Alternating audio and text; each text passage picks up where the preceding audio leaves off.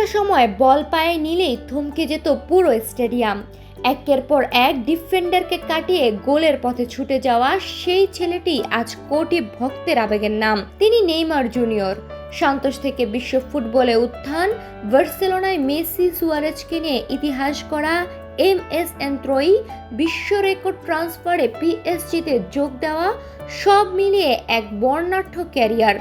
ব্রাজিলের হয়ে জিতেছেন 2013 কনফেডারেশনস কাপ, এনে দিয়েছেন রিও অলিম্পিকের দেশের প্রথম ফুটবল স্বর্ণপদক। জাতীয় দলের ইতিহাসে 130 ম্যাচে 80 গোল করে হয়েছেন ব্রাজিলের সর্বকালের সর্বোচ্চ গোলদাতা। কিন্তু যে স্বপ্নের জন্য এত লড়াই, সেই বিশ্বকাপ ট্রফিটা আর ছোঁয়া হলো না তার। গতকাল বিশ্বকাপের শেষ 16তে নরওয়ের কাছে 2-1 গোলে হেরে টুর্নামেন্ট থেকে বিদায় নেয় 5 বারের বিশ্ব চ্যাম্পিয়ন ব্রাজিল। ম্যাচের যোগ করার সময় পেনাল্টি থেকে ব্রাজিলের একমাত্র গোলটি করেন নেইমার, কিন্তু সেই গোলও পরাজয়ের বেদনা মুছে দিতে পারেনি। নরওয়ের হয়ে জোড়া গোল করে ব্রাজিলের স্বপ্ন ভেঙে দেন আর্লিং হালান্ড। শেষ বাঁশি বাজার পর আবেগ ধরে রাখতে পারেনি নেইমার। চোখের জল নিয়েই ব্রাজিলের গ্লোভো টিভিকে দেওয়া সাক্ষাৎকারে তিনি বলেন, আমি চেষ্টা করেছি, সত্যিই চেষ্টা করেছি, এখন সব শেষ। এখানেই আমার শুরু হয়েছিল, এখানেই শেষ হলো। আরেকটি বক্তব্য তিনি বলেন, বিশ্বকাপ জয়ের স্বপ্ন ইতি ঘটেছে, এখন সব শেষ। নেইমারের এই বক্তব্য মুহূর্তেই ছড়িয়ে পড়ে সামাজিক যোগাযোগ মাধ্যমে।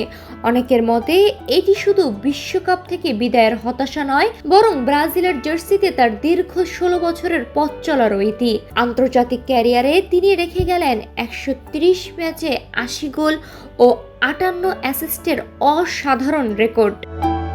চোট বারবার থামিয়ে দিয়েছে তার পথ চলা। 2014 বিশ্বকাপের ইনজুরি, 2018 ও 2022-এর হতাশা, আর 2026-এর শেষ 16 থেকেই বিদায়। বিশ্বকাপ যেন বারবারই অপূর্ণ রেখেছে নেইমারের স্বপ্ন। তবুও ফুটবলের শিল্পী হিসেবে তার ড্রিবল, গোল, সৃজনশীলতা আর বিনোদন কোটি ভক্তের হৃদয় অমলিন হয়ে থাকবে।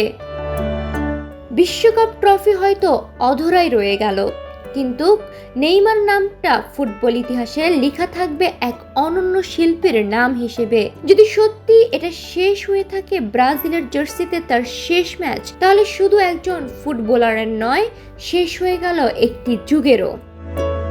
সাদিয়া তুহালিমা, সোনালী নিউজ।